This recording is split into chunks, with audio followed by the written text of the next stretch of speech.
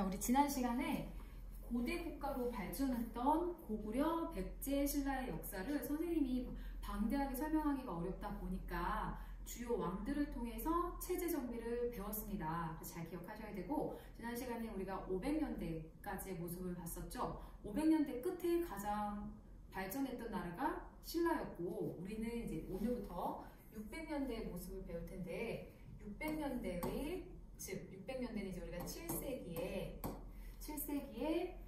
삼국시대의 모습을 배울 텐데, 고구려, 그 다음에 백제, 신라의 모습을 배우도록 할 텐데, 고구려 같은 경우 우리가 그 광개토대왕과 장수왕의 뛰어난 업적 뒤에 왕의 힘이 매우 약해졌어요. 그래서 주로 고구려에서는 뭔가 귀족들이 힘이 강해지는 귀족 중심의 어떤 정치적 모습을 보이게 되다 보니까 어떤 주요한 왕들을 배우기 어렵게 되고, 백제 같은 경우는 그때 무령왕 그리고 성왕이 진흥왕의 배신으로 인해서 죽고 한강유역까지 뺏기고 그런 위기를 겪게 되었단 말이에요. 자, 그렇게 배웠고, 신라는 이제 진흥왕이 매우 잘 나가고 있다, 그런 이야기인데, 자, 되게 특이한 게 이제 신라는 우리가 곧 배우겠지만 신라에는 골품제라는 게 있어서 골품, 뼈에도 품이 있다. 그래서 성스러운 뼈다귀, 성골, 그다음에 진짜 뼈다귀, 진골, 그래서 성골, 진골, 그다음 유고, 사삼 이렇게 두 품으로 나뉘게 됐는데, 성골 중에서 마지막까지 이제 남자가 없다 보니까 마지막 성골에서 여왕이 나오게 되는 모습이 신라에서 보이는 모습이고요. 그러다 보니까 이제 우리 역사에서 거의 유일하게 여왕이 나올 수 있었던 게 그 골품제 때문에 신라에서 여왕이 그 뒤에 이제 나오게 되는 거고요. 이 상황에서 우리가 고구려, 백제, 신라 삼국이 나름의 이제 어떤 각축전이 있었지만 어떤 견제를 하면서 발전을 하는 동안에 중국은 어떤 상황이었냐면, 여러분이 역사에 조금 관심이 있다면 중국은 이렇게 남쪽의 왕조와 그다음에 북조의 왕조로 나뉘어져 있는 남북조 시대였었어요. 그러다 보니까 남북조가 서로 전쟁을 하다 보니까 이쪽 굳이 동북 지역까지 관심을 쌓을 수 없었던 상황이어서, 이 상황을 틈타서 오히려 이 고구려가 엄청난 전성기를 누리고 있었던 상황입니다. 그래서 고구려가 전성기를 누릴 수 있는 상황이었고, 그러다 보니까 이제 이때만 하더라도 고구려는 동아시아 진짜 최대 강자라고 누릴 수 있었는데, 만약에 이 동아시아에 이 중국을 통합하는 왕조가 생긴다면, 남북조를 통합하는 왕조가 생긴다면 약간의 역사적 변화가 일어날 수 있는데, 이 남북조를 혹시 통일했던 국가가 여러분 혹시 뭔지 기억하나요? 잘했어요. 맞아요. 그 나라가 바로 수나라예요. 중국에 이제 수나라가 등장하게 되면서 딱 통일하고 났더니 뭔가 동아시아에서 너무 잘 나가고 있는 고구려가 있다 보니까 고구려를 좀 견제하기 시작했고, 그 고구려에게 좀 뭔가 견제 자세를 취했을 때 웬만한 나라들은 또 중국이고 또 거대 국가의 통일 왕조니까 좀 굽실거릴 수 있는 우리 고구려는 또 기세가 등등하니까 뭔가 수나라의 압박이 들어올 것 같으니까 선빵을 딱 날려버려요. 그러다 보니까 이제 수나라와의 전쟁이 시작됐고, 여러분이 그 유명하게 잘 알고 있는 이 통일왕조 수나라와 살수대첩 같은 게 일어나게 돼요. 살수대첩이라는 건 우리가 이제 죽여버리고 이런 살자의 수를 죽였다.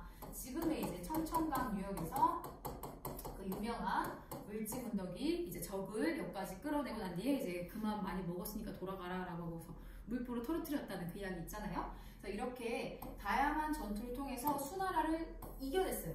수나라로부터 한반도를 이렇게 공격하는 수나라를 지켜냈던 게 고구려의 방패 역할이었는데, 수나라 같은 경우는요, 사실은 통일하고 난 뒤에 그 너무난 에너지를 고구려 공격하다 쓰다 보니까 곧 망했어요. 곧 망해서 더 이상 고구려 공격하지 말자, 그거였고, 수나라를 멸망한 뒤에 다시 여기를 통일했던 왕조가 등장했는데, 그 왕조가 여러분 알고 있지요?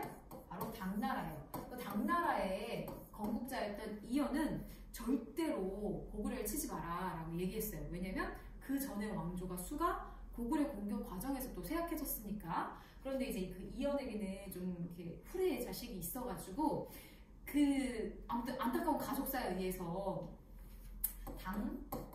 당태종이 왕이 됩니다. 원래 왕이 될 순서가 아니었으나 자기 형제를 이렇게 사륙하고 자기가 왕이 됐는데 당태종은 어쨌든 자신의 뭐 정당성 이런 거를 더욱더 내보이기 위해서 수나라도 어찌하지 못했던 고구려를 공격을 해서 자기 어떤 권위를 찾으려고 했었던 것 같아요. 그래서 이 당나라 태종이 고구려를 또 공격하게 됐는데 우리의 고구려는 사실은 얼마나 이 공격이 강했겠어요. 그래서 보면 당나라 그냥 제 당태종은 막 삼면을 이렇게 들어오고 이렇게 들어오고 이렇게 공격해서 어떻게든 고구려를 때려 부시겠다라고 생각을 했었는데 이 또한 여러분 알고 있죠? 안시성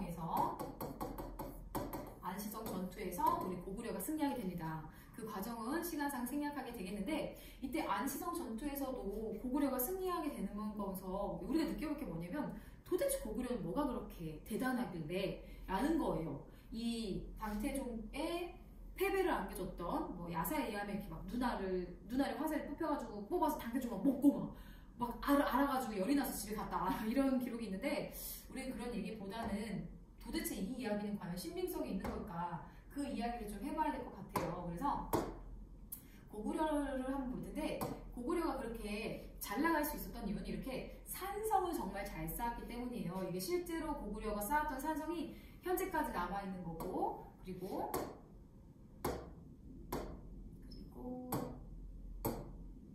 여기 보면 이게 바로 계속해서 수나라든 당나라든지 고구려를 공격했을 때 고구려가 이 산성을 통해서 방어해서 이게 이겨내기가 어려웠던 상황을 보여주는 거고 그다음에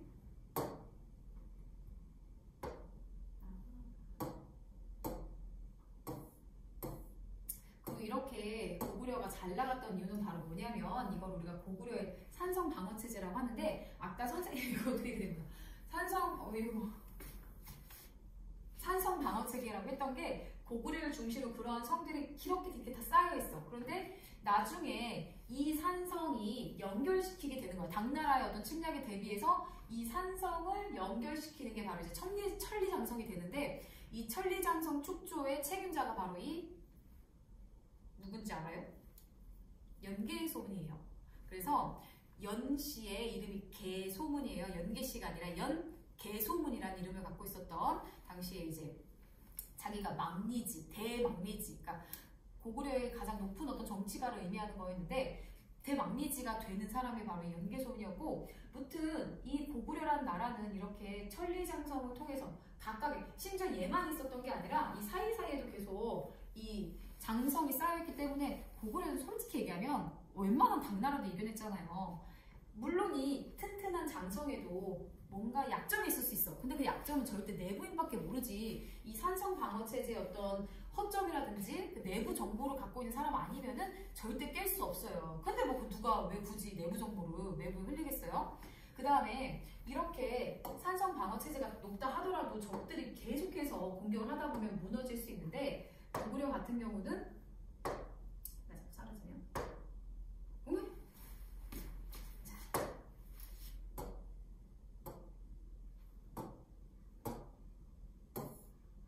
여기 보면 이렇게 산성을 둘러싼 데 안에는 사람들이 살 수 있는 공간을 만들어 놓고 나머지 지역에는요 다 뭐 물에는 독을 타고 자신들이 농사 짓는 것도 다 아깝지만 불태울 정도로 외적들이 먹을 수 있는 식량을 제공하지 않고 이 안에 들어가서 수성을 했던 거예요. 산성을 지키는 게 고구려의 전법이었기 때문에 대군이 몰려온다 하더라도 중국이라고 해보면 중국에서 물자를 보급하는 병력이 엄청나야 된다는 거야. 그래서 원래 전쟁이 일어나면 만약에 100명의 전사가 왔다고 하면 그 뒤에 200명의 보급병들이 있단 말이에요. 식량을 날라줘야 되는. 그래서 그게 어려워서 결국 수나라든 당나라든 돌아갈 수밖에 없었던 거고, 여전히 우리 이 고구려 사람들은 이 성을 지키면서 한반도, 그 다음에 고구려를 지킬 수 있었던 상황인데, 설마 누가 또 굳이 고구려가 이렇게 지키고 있는데 식량을 뒤에서 대준다면 좀 게임의 룰이 달라질 수 있겠죠. 그래서 고구려는 절대 무너지지 않는 나라였다는 거, 내부의 어떤 스파이가 있지 않는 이상, 또는 누군가 식량을 중국에게 대주지 않는 이상은 절대 무너질 수 없는 나라였다라는 걸 잘 기억해주면 되겠고, 왕권은 약해져 있는 상황에서 귀족들이 조금 권력을 키우기 시작했고, 그 중에서 당나라의 침공에 대비해서 천리장성을 쌓는 과정에서 이 연개소문이 권력을 잡게 되었었던 게 고구려의 상황이에요. 그 그러면 이제 선생님이 백제 상황에 대해서 얘기해 줄게요. 백제는요, 이제 백제 말기가 되면, 이 사람이 과연 누구일지 한번 맞춰보세요. 사실 의자왕이에요. 선생님이 약간 좀 의자왕 하면 여러분이 막 수업 시간에 막 웃는단 말이에요. 근데 너무 안타까워. 의자왕이 뭐 삼천궁녀를 품었다고 하는데 그게 뭐 물리적으로도 그 낙화함에 가봤자 가능하지도 않을 뿐더러 원래 역사 기록에 의하면 의자왕은 어떤 사람이었냐면 매우 마지막 백제에 군사적 업적을 많이 쌓았던 왕이에요. 그래서 의자란 뜻도 의롭고 정말 자애로웠다. 아니 얼마나 이제 뭘 얼마나 좋아요. 근데 우리는 마치 의자왕은 어떤 좀 그래요. 아무튼 자, 그런데 이 의자왕의 업적을 선생님이 한번 프로그램에서 나왔던 걸 한번 보여주면 이 말보다 더 많아요. 그래서 이렇게 엄청난 성을 공격하고 있는 모습이 나와 있는데 이 정도면은 우리가 웬만한 왕들보다 좀 국가를 위해서 몸소 전쟁에 참여하고 또 국가를 발전시키려고 노력했다는 걸 보일 텐데 왜 우리는 이러한 의자왕의 모습은 처음 보고 그렇게 삼천궁녀를 품었던 사람으로 기억을 하게 되냐면 그랬던 왕이 다스렸던 백제가 멸망했다는 걸 누군가는 합리화시켜야 되잖아요. 우리 역사는 원래 뭐 여러분이 잘 한번 비판적으로 생각해보세요. 역사의 기록은 누가 했을까? 백제 속에서 했을까? 아니면 뭐 신라 쪽에서 했을까? 우리가 보고 있는 기록은 어떤 기록을 통해서 보고 있는가를 좀 고민해보면 좀 이야기가 나오겠죠? 그래서 선생님이 해주고 싶은 얘기는 뭐냐면 의자왕 같은 경우는 진짜 효자였고 자신의 선조였던 성왕의 목이 잘려가지고 그 목조차도 지금 백제에 보내주지 않고 신라가 자기네 땅으로 가져갔단 말이에요. 배신까지 해놓고. 그래서 그 복수를 하기 위해서 이제 전쟁을 불사했던 거고 그러다 보니까 당연히 그 수도 경주로 들어가서 그 복수를 해주는 게 의자왕의 목적이었고 여기 보면 당시에 신라는 백제를 배신해서 여기 보면 한강역을 차지해서 당항성을 설치했기 때문에 중국으로 직접 교류할 수 있는 어떤 통로를 마련했던 게 저번 시간에 배웠던 거. 그 다음에 백제의 수도 사비에서 이 대야성이라는 위치를 한번 보면 대야성은 원래 신라 거였는데 이 신라 대야성의 성주가 글쎄 자기 부하의 부인이 너무 예쁜 거예요. 그래서 그 부하를 배신하고 그 여성을 취했던 거야. 그러니까 당연히 그 부하는 열받을 거 아니야. 그래서 그 부하가 자기 성주의 악행을 백제에 가서 고한 거예요. 그래서 의자왕은 어찌됐든 늘 신라를 공격하려고 했던 찰나에 대하성주의 그런 악함과 그 다음에 또 영토에서 어쨌든 이 부하가 와서 대하성의 어떤 취약점 같은 걸 알려줄 수 있었기 때문에 의자왕이 대하성을 공격하도록 명령했고 그래서 대하성을 함락해서 백제의 영토로 만든 거예요. 그래서 대하성이 함락됐을 때 성주 당연히 목을 잘랐고 성주의 부인도 목을 잘랐어요. 근데 이 소식이 대하성은 사실 위치적으로 백제와 신라의 국경선에서 지켰어야 되는 곳인데 지키지 못했던 거잖아요. 이 소식을 듣고 신라에서 밥을 제일 많이 먹는 사람이 밥을 먹지 않았대요. 우리가 옛날 사람들은 밥을 몇 끼 먹었을까요? 2끼 먹었대. 그래서 우리는 아침 먹고 원래 저녁만 먹는 건데 이 사람은 막 6끼를 먹었다는 기록까지 있어요. 그래서 사람들이 이 사람을 대식이 이렇게 불렀는데 보통 사람들은 진짜 그래서 아침 먹고 저녁 먹으면 너무 배가 고프니까 이렇게 중간에 이제 배를 속이기 위해서 이렇게 점 찍듯이 점처럼만 먹는 게 점심이에요.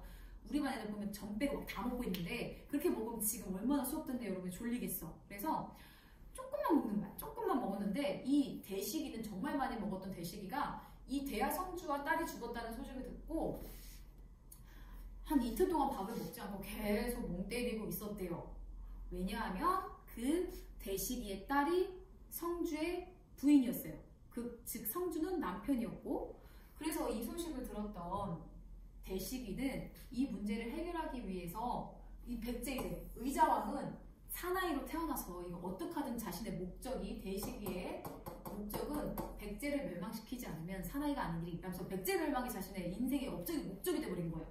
그래서 이걸 해결하기 위해서 신라는 고구려를 찾아갔다. 근데 고구려에 찾아가서 뭐라고 했냐면 사나이로 태어나서 백제를 멸망시키지 않으면 안 된다. 그래서 나랑 같이 백제를 멸망시키는 게 어떠냐? 라고 얘기했을 때 고구려에 그 당시에 이제 권력을 잡고 있던 사람이 연개소문이었잖아요. 이 연개소문은 진짜 상남자잖아요. 그러니까 와 어처구니 없네. 니네가 지금 우리 배신해가지고 우리 도와줘가지고 뭐 김뇌물 마립감 만들어주고 그랬더니 백제랑 연합해서 우리 막 배신하고 이래놓고 다시 손을 잡자고? 그러면서 더 어이가 없으니까 오히려 이 김춘추를 감옥에 가뒀어요. 그래서 김춘추를 감옥에 가뒀고 그 김춘추가 처음에 이제 난 죽겠구나라고 생각하고 있었는데 그 당시에 이제 그 유명한 토끼와 거북이 이야기 알죠? 아 내가 간을 저기다 놓고 와가지고 즉 연개소문한테 내가 돌아가서 우리 여왕한테 우리 한강역을 돌려주라고 할게. 그러니까 날 좀 풀어줘 라고 해서 내가 외교적으로 해결해 볼게 라고 해서 연개소문을 설득했고 연개소문이 이제 이 대식이를 풀어주자마자 대식이가 바로 신라로 돌아와서 그 약속은 지키지 않고 일본으로 가게 돼요. 그러니까 지금 뭔가 이 대식이는 엄청난 외교적 수행을 하고 있는데 그 이유는 비단 딸이 죽었다는 이유뿐만이 아니라 이 대식이의 본명은 혹시 아는 친구 있을까요? 나중에 태종 무열왕이 되는 사람이에요. 그래서 이 대식이 같은 경우는요 사실은 자신의 사위가 되게 전략적으로 중요한 요충지를 잃어버렸잖아요. 도덕적인 어떤 그 품성도 다 떨어뜨렸고 그러니까 어쨌든 정치적으로 자기한테도 되게 위태로운 상황이기 때문에 이 문제를 어떻게든 해결하고 싶었던 건데 백제랑 일본은요 지난 시간에 배워서 알겠지만 매우 가까운 사이였던 거야. 그러니까 일본 입장에서는 나니 왜 우리가 굳이 일본이 백제를 치를 이유가 전혀 없다라고 거절을 당하게 되는 거예요. 그때 김대식이 마지막 칼을 빼들고 갔던 곳이 아까 선생님이 당항성 기억하나요? 신라의 당항성은 중국으로 갈 수 있는 루트라고 했었죠. 그래서 이때 그 대식이가 바로 김춘추고요. 김춘추는 당태종을 찾아가서 이야기를 합니다. 우리가 신라가 사나이로 태어나가지고 어떡하든 백제를 멸망시키고 싶다. 그랬어요. 솔직히 당나라는 진짜 너무 힘들어. 눈도 안 보이고 지금 아파. 그냥 몰라 안 들려. 근데 계속해서 거듭해가지고 얘기를 하는 거지. 우리 한번 힘을 합쳐가지고 나는 백제만 멸망시키면 되고 그 다음에 너는 고구려를 멸망시키자. 그래서 그 당시에 이걸 우리가 신라와 당나라의 동맹이라고 부르는데 그 당시에 김춘추는 백제를 멸망시키고 당나라는 고구려를 멸망시키는 조건으로 나당동맹이 성립하게 됐어요. 그리고 나서도 곧바로 당나라는 군대를 보내지 않아. 왜 급하지 않거든. 그리고 아무리 또 신라가 도와준다 한들 이게 뭐 될까 이런 생각도 있어가지고 약간은 조금 이제 약간 이렇게 주춤주춤해요. 그러다가 이제 뭐 당태종도 죽고 왕도 맡기고 이런 상황에서 신라만 이제 계속 이제 뭔가 조급해지는 거예요. 그래서 괜히 막 안부인사 막 보냈더니 답장으로 온 게 이제 모란 그림을 그려서 주고 근데 오히려 그걸 봤던 막 선동이가 화가 나고 우리는 꽃이다 막 이렇게 이쁘다 막 이랬을 때 선동이가 막 기분이 나빴대요. 왜 여기 벌이 없다 막 이러면서 나보고 향기가 나지 않는 여자냐 이러면서 오히려 막 기분이 나빴다고 합니다. 그래서 관심 있는 친구들은 선동여왕의 그거에 대한 복수로 뭔가를 했어요. 선동여왕의 복수는 그 그림에 대해서 뭐였는지 아는 친구는 개강해서 선생님한테 얘기해주면 될 것 같고 무튼 그래서 신라의 요청에 의해서 드디어 당나라 군대가 들어오게 돼요. 그럼 당나라 군대 입장에서는 지금 봐봐요. 이들의 이 연합의 결과는 뭐가 나와야 되냐면 당나라, 신라는 각각 고구려와 백제를 멸망시켜야 되는데 전략적으로 엄청 강한 국가와 약한 국가가 있다면 뭐부터 우선 전략적으로 무너뜨리고 시작을 할까요? 그래서 백제부터 공격을 시작합니다. 그래서 백제가 660년에 멸망을 하게 돼요. 백제의 그 마지막 전투가 그 황산벌에서 막 일어나고 그리고 백제 멸망시키고 난 뒤에 고구려는요 사실 쉽게 무너진 나라가 아니야. 더 몇 년이 걸렸는데 이 연개소문의 아들들 사이에서 이제 분란이 일어나서 연개소문의 첫째 아들이 이 USB를 들고 당나라에 투항한 거예요. 그 USB를 딱 꽂아봤더니 아까 그 멋진 산성 방어 체제 약간의 또 흠점, 약점 이런 부분이 빨갛게 싹 뜨는 거야. 그래서 당나라한테 빨간 쪽으로만 들어오면 돼요 라고 알려서 그 역사의 설마라는 가설을 아까 얘기했잖아요. 내부 고발자가 설마 있다면 그 아무리 튼튼했던 산성도 내부 고발자 특히 그 천리장성을 축조했던 연개소문의 아들이 갖고 있었은 이 USB였으니까 그때는 USB가 없으니까 잘 이해하고 있죠? 핵심 정보를 내부 고발자가 갖다 줬기 때문에 당나라에서는 이제 예전에 비해서 좀 수월하게 들어올 수 있었고, 그리고 아까 또 가설이 하나 더 필요했죠. 산성 방어 체제라서 끝까지 저항하고 있다 하더라도 누군가 식량을 대준다면 게임이 달라진다고 했는데, 식량을 당나라에게 제공해 줄 수 있는 존재가 있죠. 바로 신라, 내가 식량 대줄게, 이렇게 식량을 대줬기 때문에 우리의 그 대단했던 고구려도 668년에 멸망하게 됩니다. 그래서 신라와 당나라의 연합은 성공하게 되었고, 여러분이 여기서 또 하나 기억해야 될 게 뭐냐면, 이렇게 백제와 고구려가 멸망했지만 그 뒤에도 끊임없는 부흥운동이 일어나게 돼요. 그래서 부흥운동이 일어나게 되는데, 매우 특이한 게 뭐냐면 이 백제 부흥운동을 계속해서 일본이 지원해줘요. 왜가 왜? 그 당시 일본이 왜 이렇게 불렀어요. 아직 이 당시에는 좀 일본이란 국호를 공식적으로 막 뭔가 대내외 드러내기 전후 이쯤이었기 때문에 왜, 우리 기록은 왜였고, 그리고 이 부흥운동을 이끌었던 사람들이 흡치상지. 이 흡치상지는 성이 흡치인데 이빨이 시커맸대요. 그래서 상지, 이런 사람이 중심이 돼서 백제를 다시 일으키려고 했었고, 그 다음에 고구려 같은 경우는 안승, 이런 사람들을 중심으로 해서 어떻게 하든 다시 고구려를 부흥시키려고 끊임없이 노력하고 있었다라는 걸 여러분이 꼭 기억해야 되는데, 이 나당 동맹의 끝은요 어떻게 끝나냐면, 계약 조건과 다르게 이 당나라가 욕심을 드러내요. 이 순두부가 신라 뭐 괜찮겠는데? 라는 생각이 들어서, 원래 계약대로라면 당나라가 어떤 고구려가 있었던 영토까지만 좀 권력을 행사해야 되는데, 백제 땅에도 뭔가 도독부를 설치하려고 하고, 웅진도독부라는 걸 설치하려고 했고, 그 다음에 신라의 땅에도 계림도독부라는 걸 설치하려고 해요. 도독부, 도호부 이런 거 뭔가 직접 지배하기 위해서 있었던 당나라의 기관이 한반도에 설치된다는 건 지금 당나라의 야욕이 보여지는 거예요. 그러면 이 땅이 아예 당나라로 넘어갈 수 있었기 때문에 이 둘은 깨지게 돼요. 그래서 이 둘이 깨지게 되면서 나당 전쟁이 시작이 되는 거겠죠. 그래서 신라는 어떻게 해야 돼요? 이 한반도에서 중국을 지켜야 되고, 우리 또 백제와 고구려의 이미 부흥을 하는 이 사람들은 또, 그리고 여기서 당나라 편 들어가지고 이 한반도를 당나라한테 줘야 돼요? 아니면 미워도 신라 편을 다시 한번 들어줘가지고 당나라를 무찔러야 돼요? 그래서 이 부흥운동 하는 사람들은 또 다 신라를 도와줘요. 우리 민족은 또 신라 도와줘가지고 이 땅에 당나라를 몰아내요. 그래서 결국 나당 전쟁에서 신라가 성공하게 돼요. 그 끝이 676년인데, 이게 우리는 이제 삼국 통일이다 이렇게 얘기하는데, 참 백제도 없어지고 고구려도 없어지고, 뭐 그 다음에 저 고구려의 영토는 당나라한테 원래 주기로 했던 영토니까 버려지고 이런 상황이 됐는데, 여러분이 봐야 되는 건 바로 이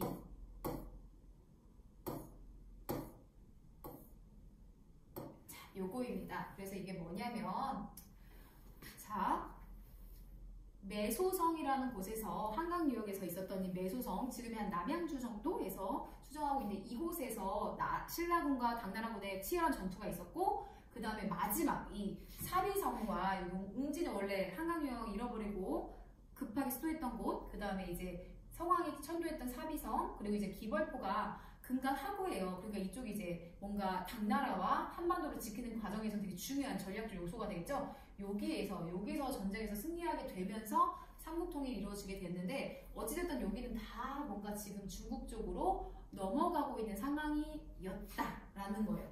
그럼 뭔가 조금의 아쉬움이 있을 수 있잖아요. 아쉬워할 필요 없어요. 다행히도 이 아쉬움은 이 땅에 아주 다행히도 고구려가 있었던 지역에 대조영이라는 사람이 가서 동모성을 중심으로 해서 국가를 만들게 돼요. 그래서 그게 바로 뭐냐면, 바로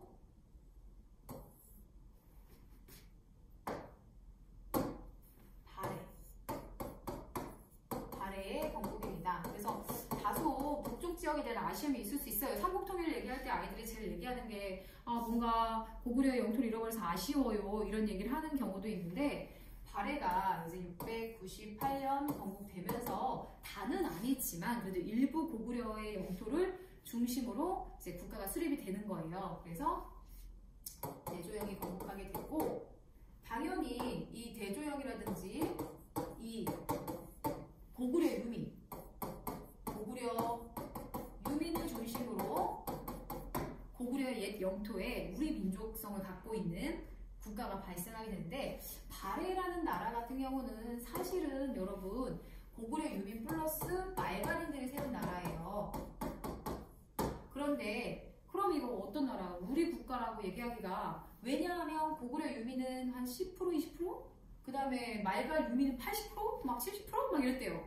그러면 인구 구성을 봐서 완전 말갈족이 많은데, 근데 이제 이 지배층이 고구려 유민이었고, 이들을 지배하고 있는 구조를 갖고 있었다고 하고, 제일 중요한 건 역사 인식이야. 위만 때랑 똑같아요. 이 발해라는 나라 자체가 자신들의 나라의 정체성을 고구려의 후손이다, 이렇게 갖고 있었어요. 그래서 시험 포인트도 되게 중요한 게 뭐냐면, 발해가 왜 우리 고구려의 이렇게 계승했냐, 이런 게 되게 중요한 거예요. 왜냐하면 그래서 실제로 여러분이 관심 있는 친구들은 동북공정이라고 해서 중국의 역사 왜곡을 들어봤을 텐데, 동북공정에서 중국이 손 안 대고 발해 역사 왜곡하기 제일 쉬웠던 나라가 발해예요. 그래서 발해 제일 먼저 있던 거예요.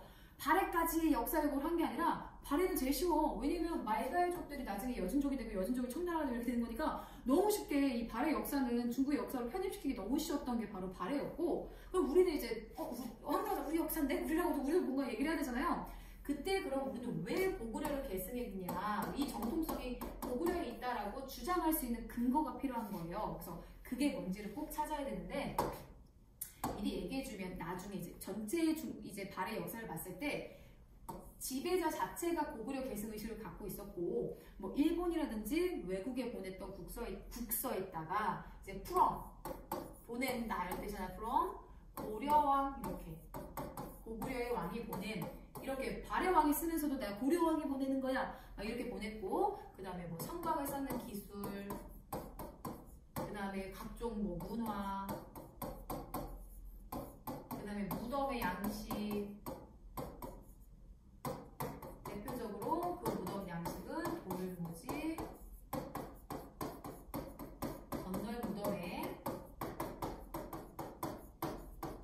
우리 이렇게 얘기하면 또 중국 얘기해요. 우리 돌무덤 있다 해, 이렇게 얘기한단 말이야. 그리고 이제 이거에다가 천장 양식이 딱 고구려만 쓰고 있었던 양식이 있었는데, 그거가 딱 발해의 지배층들의 무덤에서 발견이 되고 있다고 합니다. 뭐 이외에도 뭐 기와든 되게 많은 문화 유적지들이 있는데, 어쨌든 고구려 계승 의식을 갖고 있었다라는 거 잘 기억하면 되고, 선생님이 이제 발해와 관련해가지고 처음에 이제 대표적인 왕 3명만 간략하게 정리해주면, 먼저 이름에서 무왕이야. 무왕 같은 경우는 쌍을 무자잖아요. 무왕 입장에서는 신라도 정말 밉고 당나라도 정말 미워. 왜냐면 고구려를 멸망시켰으니까. 그래서 당과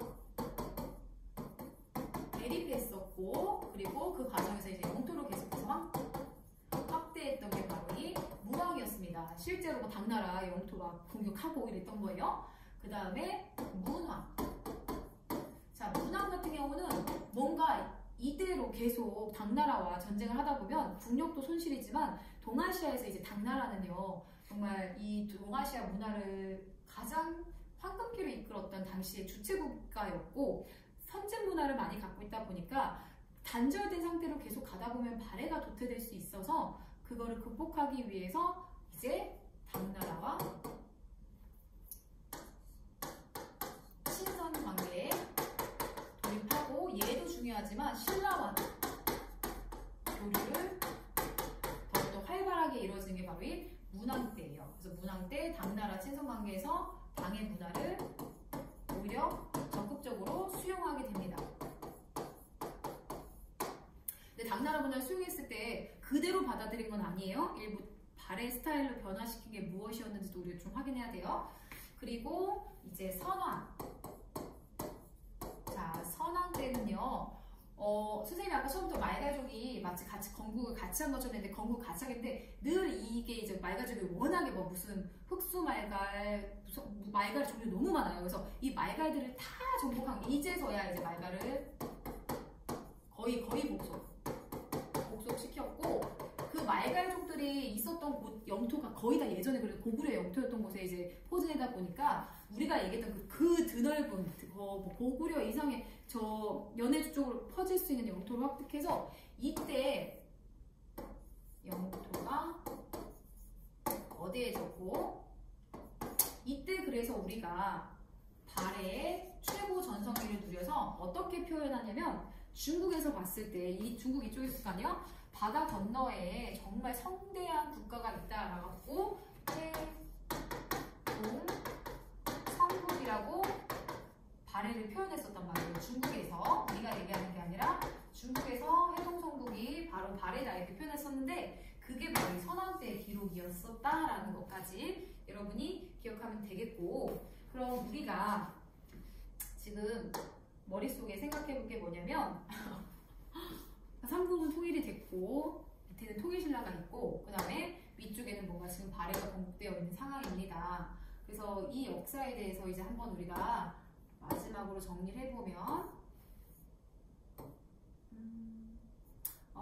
미리 보여주면 이게 아까 선생님이 얘기했던 중국 스타일의 문화를 받아들인 거예요. 중국 자체가 삼성육부예요. 중앙 관제가. 그래서 성이 상서성, 문화성, 중서성이 당나라 거야. 당나라의 삼성의 이름이에요. 근데 우리는 각각 이름도 바꿨고 정단성, 선조성, 중대성으로 각각 역할은 비슷했지만 뭔가 이름을 바꿔서 사용했고 그 다음에 이부, 호부, 예부, 병부, 형부, 공부라고 해서 육부가 있었어요. 삼성, 육부니까. 근데 그 이름은 그대로 쓰지 않고 충, 인, 의, 지, 예, 신 이거 다 유교에서 강조한 덕목으로 이름을 바꿔서 운영했었다. 그래서 중국 스타일을 받아들였지만 운영은 독자적으로 했었다라는 걸 보여주는 게 대표적으로 발해의 특징이에요.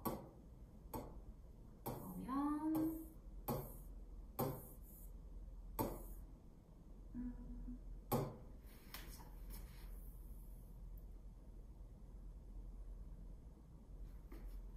그러면 요렇게 해가지고 오늘 수업을 이제 한번 정리해 보도록 할게요. 써줘야 될 텐데. 자, 통일하고 난 뒤에 신라의 영토는 이렇게 대동강 이남에 국한됐긴 했지만 그래도 이를 통해서 우리가 백제, 고구려, 신라의 어떤 문화가 통합될 수 있었고 그리고 통합된 이 지역을 지금 9개의 주로 나누고 있습니다. 9개의 주로 나누고 있고 각각 9개의 주는 고구려도 들어가고 백제도 들어가고 신라도 들어가고 해서 9개의 주가 들어간 거고 그 다음에 그럼 신라의 모습부터 보면 신라는요 여러 개의 부가 있는데 그 중에 집사부가 제일 중심이 돼서 중앙 관제체제가 다 정비가 돼요. 우리 지난 시간에 또 다른 부 법흥왕이 병부를 설치했었던 거 그런 것 같이 다 정리가 됐었고 그 다음에 지방제도는 9개의 주. 그러니까 우리 지금 현재로 계산했을 땐 거의 한 약간의 도 개념이라고 생각하면 돼요. 그런데 수도의 위치를 보세요. 수도가 여기 있어. 국가가 이만한데 수도의 위치가 너무 동쪽 끝에 치우쳐져 있으니까 수도를 지킬 수 있는 별도의 하나, 둘, 셋, 넷, 5개의 작은 도시, 작은 수도. 그래서 소경 5개를 설치했는데 이게 보면 예전에 가야 땅, 예전에 백제 땅, 예전에 고구려 땅, 예전 이렇게 해가지고 좀 주요 거점에 수도의 치우침을 보완하기 위해서 지방 발전을 위해서 구주 5소경을 설치했었다라는 것까지 여러분이 꼭 신라의 통일 이후의 모습에서 꼭 정리해야 되는 내용이고 자, 그 다음에 당시에 그 귀족들 같은 경우는 노급이라는 걸 받고 있었는데 그 노급이라는 게 뭐냐면 고대에는 화폐 개념보다는 이제 국가에 충성을 했을 때 월급 뭔가 대가를 줘야 되는데 그때 줬던 게 바로 뭐뭐전 이렇게 불러요. 근데 이 전은 땅을 준 게 아니라 그 땅에서 세금을 수취할 수 있는 권한을 줬던 거예요. 그래서 노급이라고 하면 원래 통일 전에 신라에서는 노급을 줬다라고 하면 그 노급을 받은 땅에서 선생님이 이제 1학년 4반 담임이니까 1학년 4반 담임의 대가로 1학년 4반을 노급으로 받은 거야. 그럼 1학년 4반에서 내가 세금을 걷어. 그게 나의 월급인 거예요. 근데 플러스 여기에 뭐가 있었냐면 세금도 거둘 수 있고